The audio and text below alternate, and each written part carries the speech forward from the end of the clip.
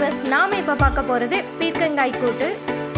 ஒரு கடாயில் 2 spoon oil ஊற்றிக்கங்க. Oil நல்லா ஹீட் ஆனதுக்கப்புறம் ஒரு சிட்டிகை கடுகு போட்டுக்கோங்க. கடுகு நல்லா வெடித்து வரும்போது கருவேப்பிலை போடுங்க. ஒரு பெரிய சைஸ் ஆனியனை குட்டி குட்டியாக கட் பண்ணி சேர்த்துக்கோங்க. ஆனியன் நல்லா வதங்கினதுக்கப்புறம் குட்டி குட்டியாக கட் பண்ணி வச்சுருக்க பீர்க்கங்காயை உள்ளே சேர்த்துக்கோங்க. ஒரு 2 மினிட்ஸ் அப்படியே வதக்கி விட்டுருங்க. 2 மினிட்ஸ்க்கு அப்புறம் பாசிப்பருப்பு குக்கரில் வச்சு வேக வச்சுருக்கேன். அதோட 2 பச்சை மிளகாயும் கட் பண்ணி சேர்த்து வேக வச்சுருக்கேன். மினிட்ஸ் பீர்க்கங்காயை வேக வச்சதுக்கப்புறம் அதில் இந்த பருப்பை அப்படியே சேர்த்துக்கோங்க. சேர்த்து நல்லா கிளறி விடுங்க. வேக வச்ச பருப்போடு கொஞ்சம் தண்ணி இருக்கும், அதனால் தண்ணி எக்ஸ்ட்ரா சேர்க்க வேணாம். கொஞ்சமாக மஞ்சள்தூள் சேர்த்துக்கோங்க. தேவையான அளவு உப்பு சேர்த்து நல்லா கிண்டி விட்டுருங்க. அடுப்பை சிம்மில் வச்சு ஒரு 10 நிமிஷம் மூடி போட்டு வேக விட்டுருங்க. வேக விட்டு இறக்குனதுக்கப்புறம் பீர்க்கங்காய் கூட்டு ரெடி. டேஸ்டான பீர்க்கங்காய் கூட்டு, வாங்க சாப்பிட்லாம்.